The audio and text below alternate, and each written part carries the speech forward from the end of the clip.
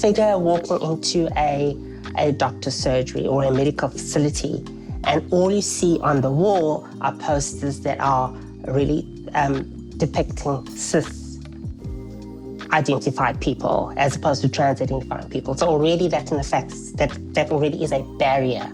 And already trans people, they face fear and they're not wanting to access the services because they just do not feel welcome.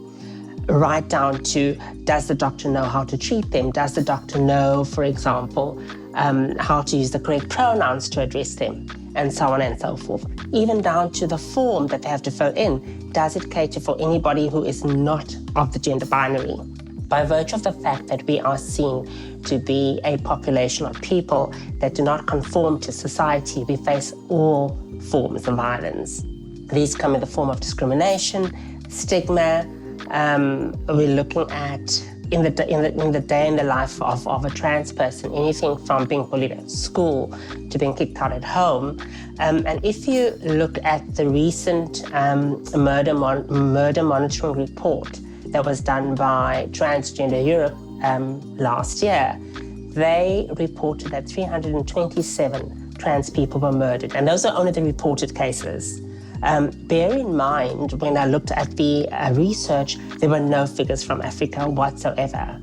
Just last year, close on 140 bills were passed in the United States affecting trans rights, pushing back on the rights of trans people across the country. Anything from their access to sporting facilities to spaces that had been previously seen as being women-only spaces. They've gone on and it's been expanded even in as far as the United Kingdom, as to Europe, and the ripple effect is profound. Between the global north and the global south really are fighting for basic human rights, gender-affirming healthcare, legal gender recognition, which is a major stumbling block in the lives of trans people because they cannot access services, really, because they have incongruent gender markers. They look so different to what their identity documents say. So for them even to open a bank account is a major issue, let alone trying to go through security at an airport.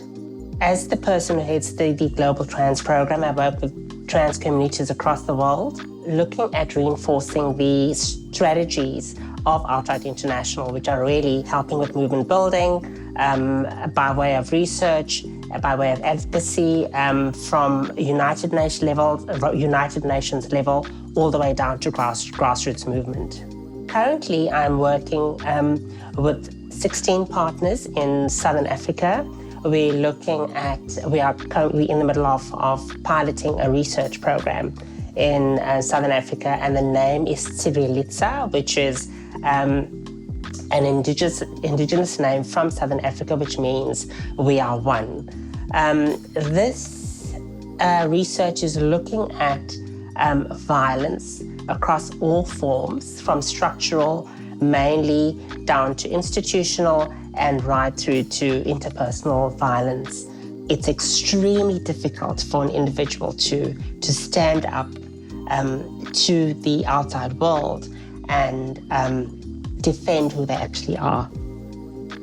So my advice to young people is to be resilient, have faith in yourself, because I honestly believe that when you are true to yourself, all that's due to you will come to pass.